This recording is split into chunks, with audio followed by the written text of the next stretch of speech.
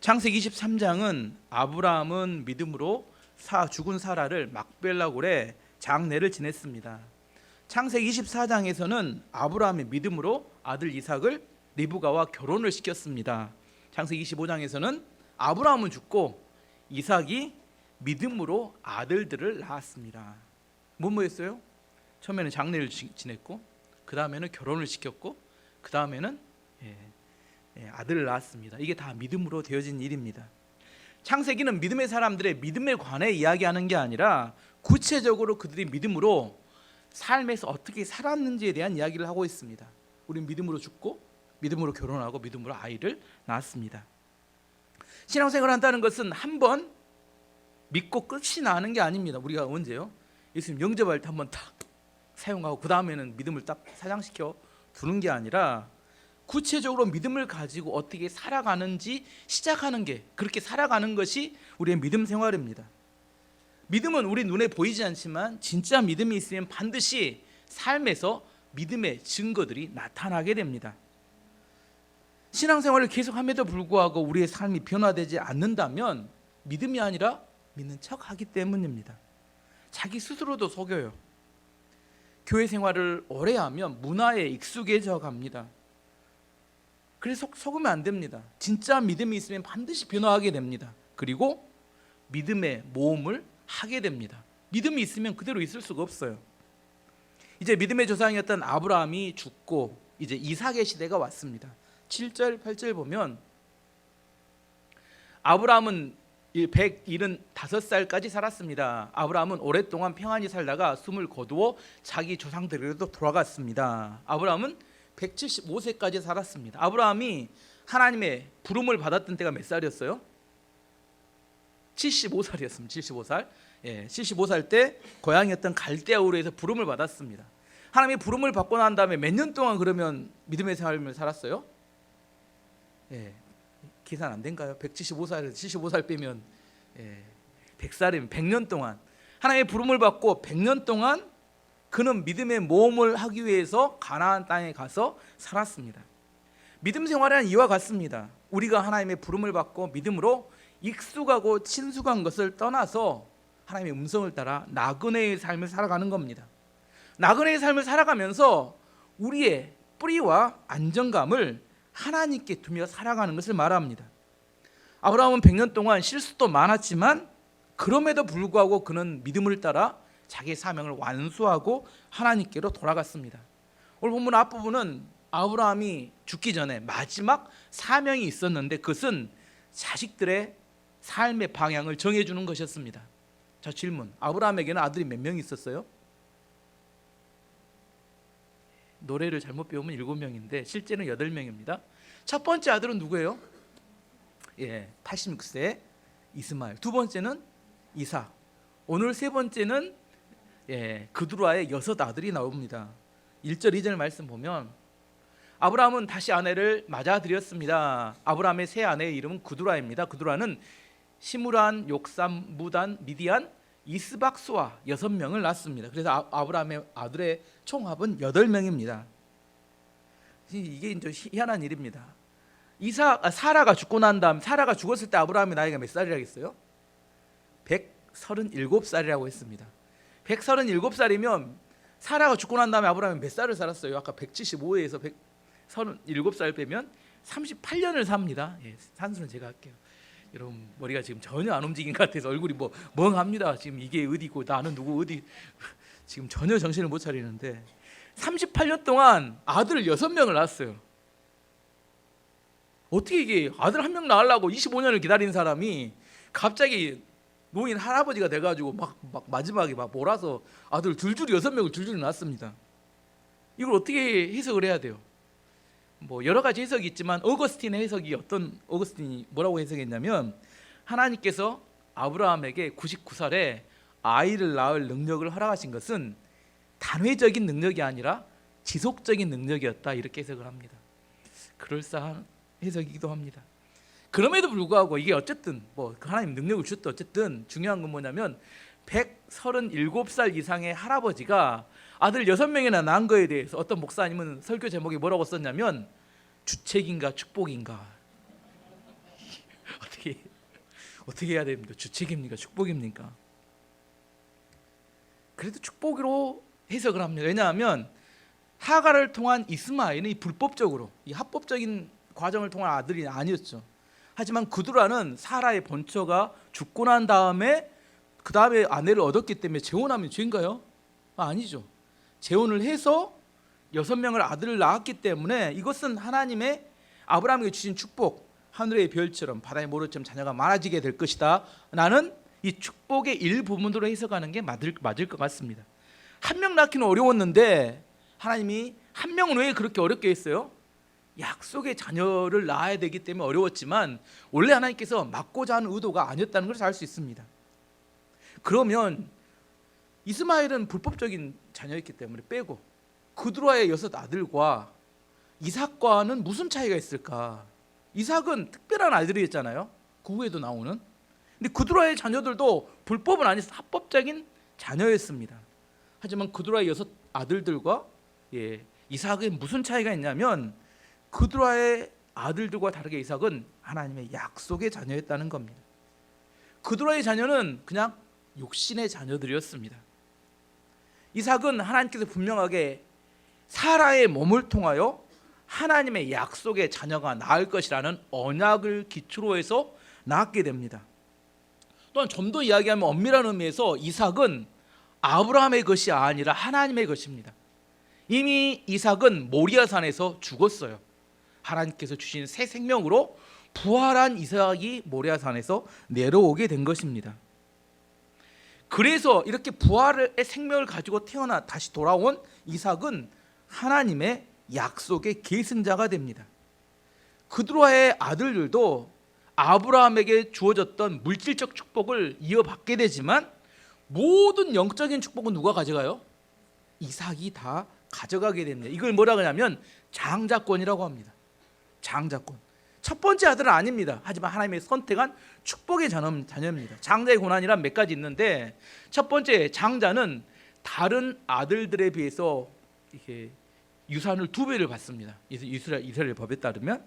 그리고 장자는 하나님의 축복을 전달하는 축복권이 주어집니다.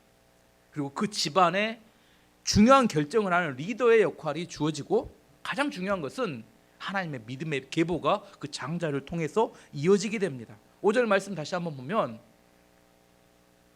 아브라함은 자기 재산 모두를 이삭에게 주었습니다. 나머지 그두라의 자식들은 선물을 줬다고 하고 모든 재산은 누구에게 줬어요?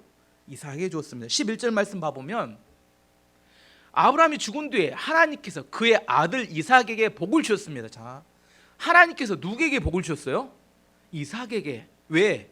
장자의 고난이 있고 하나님의 선택된 자였기 때문에 그에게 모든 영적인 축복을 부어줬다, 이렇게 이야기합니다. 아브라함에게 있어서 8 아들이 있었지만 장자가 누가 될 것인지 헷갈렸어요? 안 헷갈렸어요? 안 헷갈려요. 8명이지만 이삭이 당연합니다. 하나님 계속해서 사라의 몸을 통해 낳은 아들이 그 장자의 그 하나님의 축복의 약속의 자녀라고 이야기했기 때문에. 근데 문제는 뭐냐면 그 이삭의 아들들은 이게 헷갈려요. 왜냐하면 모든 조건이 똑같습니다. 엄마 아빠가 똑같아요. 그 전에는 엄마들이 다 달랐기 때문에 분명히 이삭이 장자의 권한이 주어지잖아요. 근데 이삭의 2 아들은 야곱과 에서는 이게 조건이 똑같아요. 쌍둥이였습니다. 이제 이삭이 어떻게 아이를 낳았는지 과정을 한번 살펴보면 이삭은 또 아버지 닮아서 뭐였어요? 불임 가정이었습니다. 아브람과 이삭과 리브가는 나이 40살에 노총각으로 결혼을 했는데 몇 년 동안 아이가 없었어요? 20년 동안 아이를 갖지 못합니다. 그래서 이삭이 어떻게 해요? 간절히 하나님께 기도했습니다. 하나님께 그 기도를 들으시고 임신을 하게 하셨습니다. 그게 20절 21절에 나오는데요. 이삭은 40살에 리브가와 결혼했습니다. 리브가는 밧다람에서 왔습니다. 리브가는 부두엘의 딸이자 아람 사람의 라반의 누이입니다. 이삭의 아내는 아이를 낳지 못했습니다. 그래서 이삭이 아내를 위하여 여호와께 기도드리니 여호와께서 이삭의 기도를 들어주셨으므로 리브가가 임신을 하게 되었습니다. 다른 사람은 얘도 잘생기는데 누구는 이 집안은 이상하게 결혼을 해도 애가 잘 안 생기는 집안입니다. 다른 사람은 쉽게 사업도 하고 쉽게 일도 풀리는데 믿음을 가진 우리 집은 일이 잘 안 풀려요. 그래서 뭐 하게 만들어요? 기도하게 만들어요. 하나님 좀 쉽게 주면 얼마나 좋겠습니까? 왜 하나님께서는 애같하게 몇 년을 기도했다고요? 20년이 여러분 말 20년 여러분 일주일 기다리기 쉽든가요? 보타집니다. 일주일, 한 달, 1년 이거 보타지고 맙니다. 20년이 아이가 없어가지고 기다렸습니다. 요즘이야 뭐 시험관 아기도 하지만 그때는 그런 것도 없으니까 20년을 기도하게 하셨어요. 왜? 이 집안, 아브라함의 집안, 이삭의 집안은 어떤 집안이에요? 하나님의 약속과 축복의 통로가 되는 믿음의 명문 가문을 만들기를 원하셨기 때문입니다. 그래서 모든 과정이 뭐 없이는 안 돼요?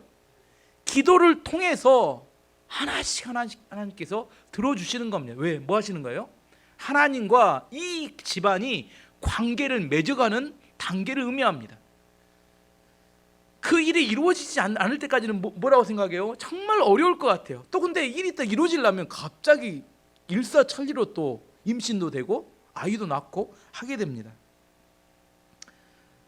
20년은 정말 쉽지 않은 기간이었습니다. 하나님께 그렇지만 20년을 기도하게 해서 60살에 드디어 아이를 갖도록 해주셨습니다.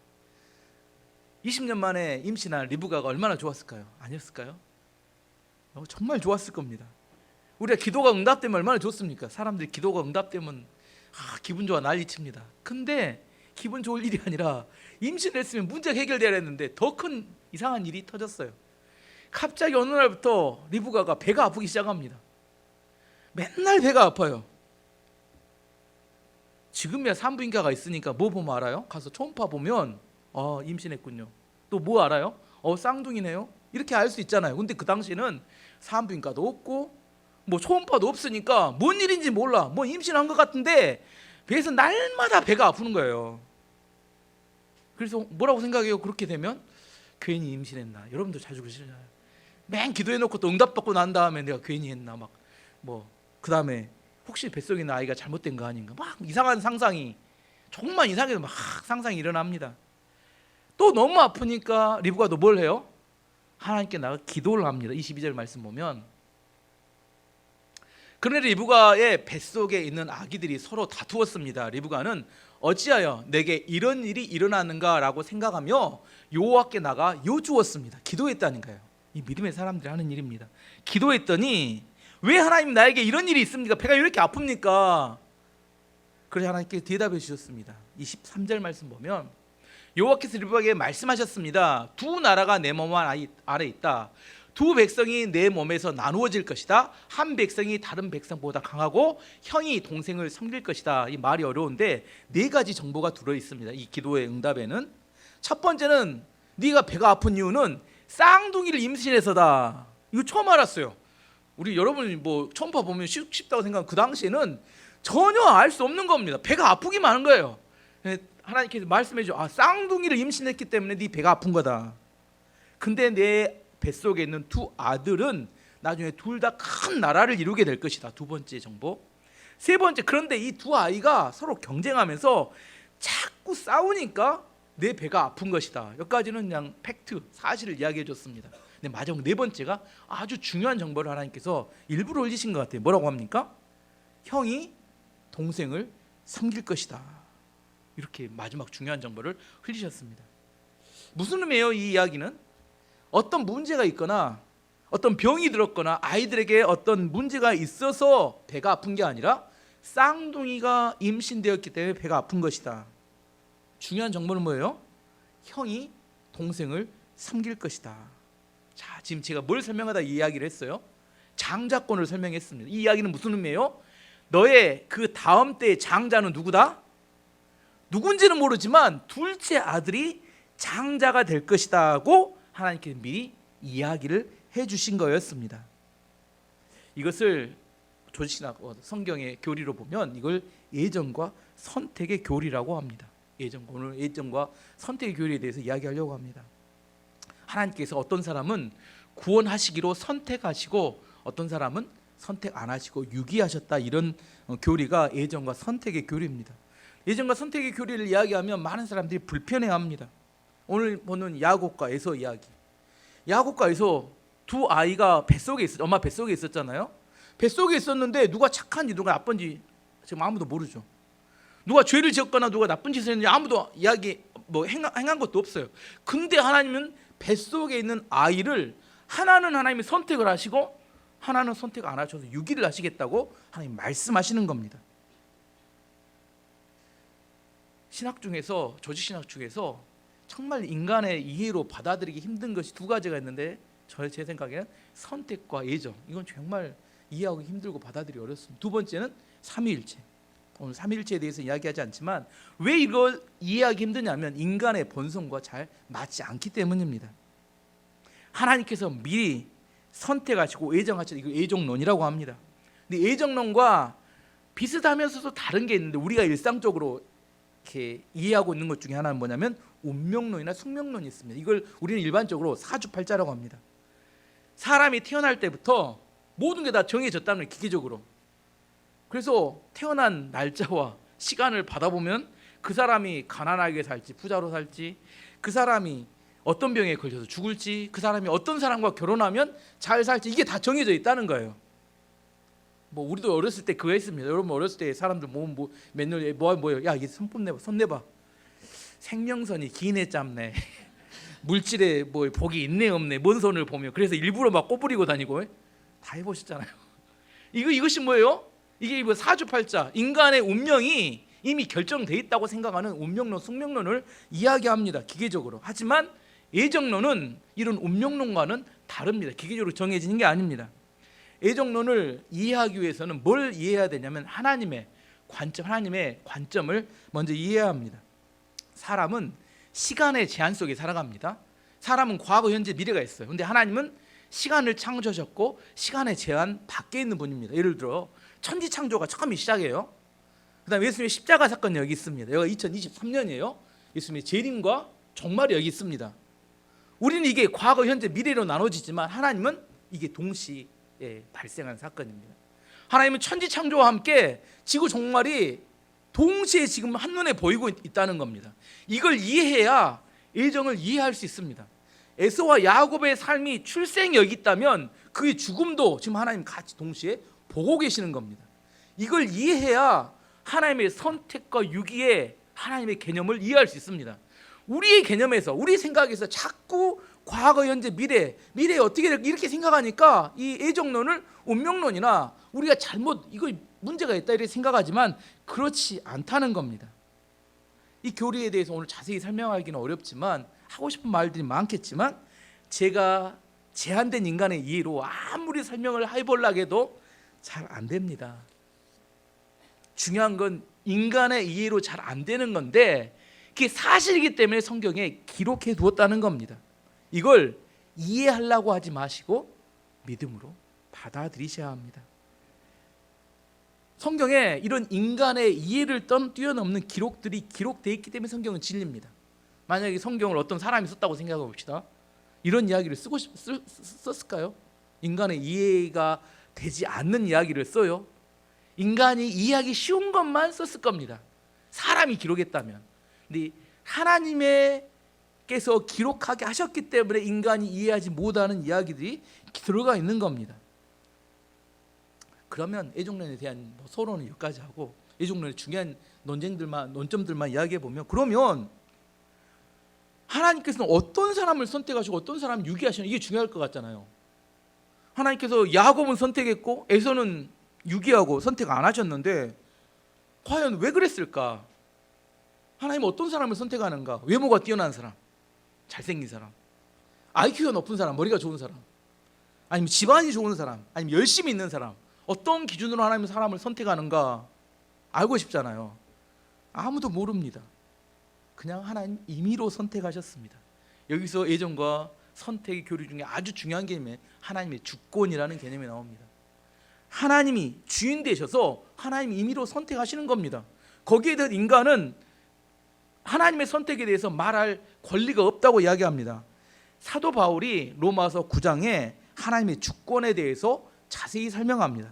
로마서 9장 10절 21절 보면 이제 이 사건을 가지고 하나님의 주권에 대한 이야기를 합니다. 리브가 오늘 사건을 이야기하고 리브가에게 이르시되 큰 자가 어린 자를 섬기리라 하셨으니 기록된 바 내가 야곱은 사랑하고 에서는 미워하였다 하신과 같으니라.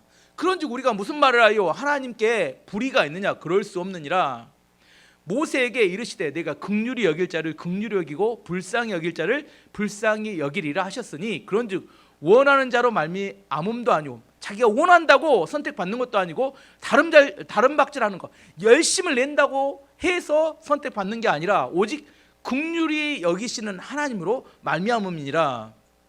유기된 자의 대표가 바로 왕인데 성경이 바로에게 이르되 내가 이 일을 위하여 너를 세웠으니 곧 너로 말미암아 내 능력을 보이고 내 이름을 온 땅에 전파되게 하려 함이라 하셨으니, 바로가 완악했기 때문에 10번의 재앙이 있었고 하나님의 능력이 드러나서 났습니다. 그런즉 하나님께서 하시고자 하는 자를 긍휼히 여기시고 하시고자 하는 자를 완악하게 하시느니라. 혹 내가 내게 말하기를 그러면 하나님이 어찌하여 허물하시느냐? 누가 그 뜻을 대적하느냐 하리니, 이 사람아 내가 누구기에 감히 하나님께 반문하느냐? 지음을 받은 물건이 지은 자에게 어찌 나를 이같이 만들었느냐 말하겠느냐? 토기장이가 진흙 한 덩어리로 하나는 귀 있을 그릇을 하나는 천 있을 그릇을 만들 고난이 없느냐? 이게 하나님 주권입니다. 하나님이 선택하셨다는 겁니다. 하나님은 어떤 사람을 유기했다는 겁니다.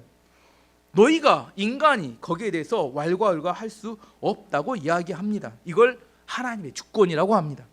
하나님의 주인 되심. 우리가 예수님을 믿는다는 걸 뭘 의미하냐면 주인이 바뀌는 걸 의미합니다. 뭐라고요? 우리가 하나님을 믿는다는 건 주인이 바뀌는 걸 의미해요. 사단이 주인이었다가 내 자신이 내 인생의 주인이었다가 내 인생의 주인이 누구로 바뀌어요? 하나님으로 바뀌는 것을 하나님을 믿는다, 이렇게 이야기합니다. 주님으로 주인이 되는 삶, 내가 죽고 예수로 사는 삶, 이것이 하나님을 주인으로 하나님의 주권을 인정하는 삶을 의미합니다. 근데 교회를 오래 다녔어도 하나님의 주권을 인정하지 않고 거부하는 사람들이 있습니다. 뭘 내세우냐면 하나님의 주권 대신에 인권을 내세웁니다. 나도 권리가 있다는 거예요. 내가 뭘 선택하고 싶다는 겁니다. 하지만 사람이 인권이 존중받기 위해서 가장 먼저 세워져야 될 것, 하나님의 주권이 세워져야 합니다. 예를 들어 공산주의, 유물론은 인간을 하나의 부속품으로 생각합니다. 얼마든지 바꿀 수 있는. 창조론 말고 진화론자들은 인간은 우연히 만들어진 하찮은 존재로 설명합니다. 근데 성경은, 하나님의 주인 되신 성경은 뭐라고 이야기하냐면 인간은 하나님 형상을 닮은 존귀한 자로 설명합니다. 인간이 언제 가장 존귀해지냐면 하나님이 주인 될 때 가장 존귀한 자가 될 수 있습니다. 인간의 인권은 하나님의 주권이 세워질 때만이 가장 존귀한 자로 인정받을 수 있습니다. 반대로 어떤 사람이 교회를 오래 다니는데도 변화하지 않아요. 어떤 사람이 예배를 열심히 드리는데도 변화가 안 됩니다. 어떤 사람이 성경을 읽고 성경 공부를 열심히 해도 변화가 안 됩니다. 왜 그럴까요? 왜 그래요? 하나님의 주권, 하나님의 주인 되심을 인정하지 않기 때문입니다. 교회를 다니고 설교를 듣고 성경을 읽지만 최종 판단과 결정은 누가 해요? 누가 해요? 자기가 하는 겁니다. 설교를 어느 날 들었더니 내 입맛에 맞으면 설교 참 좋고 은혜스럽습니다, 이렇게 이야기해요. 어느 날 자기하고 생각이 달라면 설교가 안 좋다고 이야기해요. 자기가 최종적으로 선택을 합니다. 하나님이 주인 되시고 하나님이 선택해야 되는데 누가 선택을 해요? 자기가 선택을 하기 때문에 변화가 되지 않는 겁니다. 하나님이 주인 되시고 하나님께서 우리 가운데 필요하니까 주셨다고 인정하고 내가 그를 받아들일 때부터 내 안에 변화의 역사가 나타나는 겁니다. 이것이 하나님의 주권을 인정하는 삶을 의미합니다. 예수님이 이 땅에 오셨을 때, 사역을 시작할 때 처음 예수님의 메시지는 뭐냐면 회개하라, 천국이 가까웠느니라, 이렇게 말씀하셨어요. 과연 뭘 회개라고 한 걸까? 구체적인 죄를 이야기하신 게 아니라 너희가 하나님을 주인으로 인정하지 않았던 너의 죄를 회개해서 자기 자신을 주인으로 인정하고 살았던 너희의 삶에서 회개해서 돌이켜서 이제 하나님을 주인으로 인정하라, 이게 회개하라는 의미입니다. 누가 결정하세요? 하나님이 결정하십니다. 하나님의 주권을 인정하는 교회가 성숙한 교회고 하나님의 주권을 인정하는 사람이 성숙한 그리스도인입니다. 내가 주인일 때 잘 안 됩니다. 지금까지 오랫동안 그렇게 안 되셨잖아요. 지금부터 뭐 해야 돼요? 하나님을 주인으로 인정하는 삶을 사는 거, 이게 우리의 변화와 축복의 시작입니다. 그러면 어떤 사람이 하나님의 선택을 받은 사람인지 아닌지를 어떻게 알 수 있을까요? 물론 가장 확실한 건 천국 가면 압니다. 천국에 와 있으면 선택받은 사람이고, 천국에 안 와 있으면 아니라고 알지. 천국을 가서 알면 안 되잖아요. 너무 늦으니까. 이 땅에서 알 수 있는 두 가지 시금석이 있는데, 첫 번째는 예수님의 복음을 들을 때 믿음이 생기는 사람은 선택을 받은 사람입니다. 아무리 들어도, 설교를 들고 말씀을 들어도 믿음이 안 생기는 사람도 있어요. 그러면 선택받지 못한 사람일 가능성도 있습니다. 근데 어떤 사람은 왜 믿는지 자기도 설명하면 설명도 못해요. 근데 뭐라고 그냥 믿어진대요. 설명할 길은 없어요. 근데 그냥 말씀을 들으면 그것이 자기 안에 믿음으로 다가온 사람이 있습니다. 그래서 믿음은 선물이라고 합니다. 에베소 2장 8절 말씀 보면, 너희는 그 은혜에 의하여 믿음으로 말미암아 구원을 받았으니 이것은 너희에게서 난 것이 아니오 하나님의 선물이라. 믿음은 뭐라고요? 선물입니다. 하나님이 주시는 거예요. 예수님에 대해서 들었는데 이게 덜커덩 믿어져요. 설명을 하라면 설명도 못해. 그냥 믿어진대요. 다른 사람 뭐라고 하면 덮어놓고 믿어, 이렇게 이야기합니다. 원래 덮어놓고 믿으면 안 되는데, 이단에 빠지는데. 근데 그 사람한테는 그게 믿어져요. 이걸 선물이라고 합니다. 두 번째는 이 믿음이 생겼을 때 나타나는 삶의 변화가 나타납니다. 데살로니가전서 1장 3절 4절 말씀 보면, 너희의 믿음의 역사와 사랑의 수고와 우리 주 예수 그리스도에 대한 소망의 인내를 우리 하나님 아버지 앞에 끊임없이 기억하미니 하나님의 사랑하심을 받은 형제들아, 너희를 택하심을 아노라. 너희가 선택받은 사람인데 세 가지가 나타난대요. 뭐요? 믿음의 역사, 사랑의 수고, 그다음에 소망의 인내, 이게 나타난대요. 어떤 믿음이 주어져서 믿음이 그 안에 역사, 어떤 사람이 그 예수님을 듣고 믿게 되면 나타나는 게 믿음을 통한 놀라운 역사가 나타나요. 자기도 모르는데. 그다음에 사랑하기 때문에 수고하게 됩니다. 헌신하게 돼요. 그다음에 어렵고 힘들지는 않은데 소망을 가지고 인내하는 능력이 생깁니다. 삶의 변화가 나타나요. 어떤 사람이 선택받았느냐? 예수님에 대해서 듣는데 내 안에 믿어져요. 첫 번째. 두 번째는 그 믿음 때문에 삶의 변화가 나타난다. 그러면 저 사람은 선택받은 사람으로 생각되어진다, 이렇게 생각할 수 있습니다. 이제 마지막으로 이제 에서와 야곱을 통해서 좀 더 이제 그것을 확실하게 확인을 해보면, 하나님께서 이렇게 두 아이가 태어날 때 출산의 과정을 설명해 주셨어요. 보통은 설명 안 하는데 아주 자세히 설명했습니다. 25절, 26절 말씀 보면, 먼저 나온 아이는 몸이 붉고 그 피부가 마치 털옷 같았다. 무슨 말이에요? 몸이 붉고 털이 부성부성 있다는 거예요. 털옷을 입은 것 같다. 이게 뭐예요? 무슨 말일까요? 남성 호르몬이 흘러넘쳤다는 겁니다. 왜 먼저 나왔을까요? 힘이 세서 야곱을 누르고 자기가 무슨 말 아시겠죠? 경쟁하다가 온몸에 털이 부성부성해가지고 남성 호르몬이 흘러넘쳐서 아주 남자다운 아이가 나왔다는 거예요. 그래서 그 아이의 이름을 에서라고 지었습니다. 나중에 나온 아이는 에서의 발 뒤꿈치를 붙잡고 있었으므로 힘이 없어서 밀렸습니다. 근데 안 되니까 뭐예요? 딱 발 뒤꿈치라도 붙잡고 그 안에서 이렇게 인생의 오기와 이렇게 집념이 보이죠. 그 아이의 이름을 야곱이라 지었습니다. 리브가가 아이를 낳았을 때 이삭의 나이는 60살이었습니다. 아무튼 이 아이들은 태어날 때부터 그 인생이 어떻게 될지 이미 딱 그림이 딱 그려집니다. 큰 아이는 힘이 세서 새 사랑 상대를 제압하고 살아가는 아이로 살 것이고, 야곱은 음모를 가지고 딱 사람 뒤꿈치를 잡고 살아갈 것이다. 어떻게 살면요? 하나님이 그들의 인생에 개입하지 않으면 그게 그들이 살아가는 삶의 모습이었을 거라는 겁니다. 야곱과 에서의 또 성장하는 과정도 묘사를 해줍니다. 27절, 28절 보면, 아이들이 자라 에서는 뛰어난 사냥꾼이 되었습니다. 아주 굉장히 능숙한 사람, 운동을 좋아하고 다른 사람들에게 굉장히 돋보이는 그런 인정받는 사냥꾼이 되었다는 겁니다. 그는 들판에 나가는 것을 좋아했습니다. 굉장히 활달하고 많은 사람이 인정받고 운동 잘하고 인정받는, 그 시대로는 킹카죠. 털도 부성부성하고. 그런 야곱은 조용한 사람이었으므로 장막에 머물러 있는 걸 좋아했습니다. 아시겠죠? 이삭은 에서가 잡아오는 들짐승을 요리를 좋아했기 때문에 에서를 사랑했습니다. 그러나 리브가는 야곱을 사랑했습니다.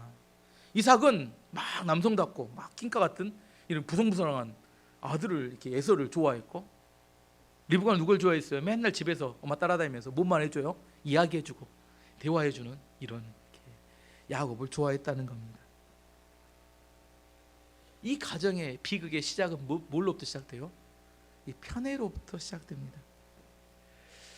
편애를 하더라도 자기가 누구를 좋아하든 간에 상관없이 하나님의 뜻이 그 가정에 세워졌으면 괜찮았는데, 자, 지금 중요한 게 뭐냐면 지금 장자권 이야기를 했습니다. 이 가정의 장자는 누가 세워져야 된다고 하나님 말씀하셨어요? 둘째 아들. 그런데 이 하나님의 뜻하고 상관없이 아버지 에서는 누구를 좋아했어요? 아버지 이삭은 에서를 좋아해서 이 에서를 세우고 싶어 합니다.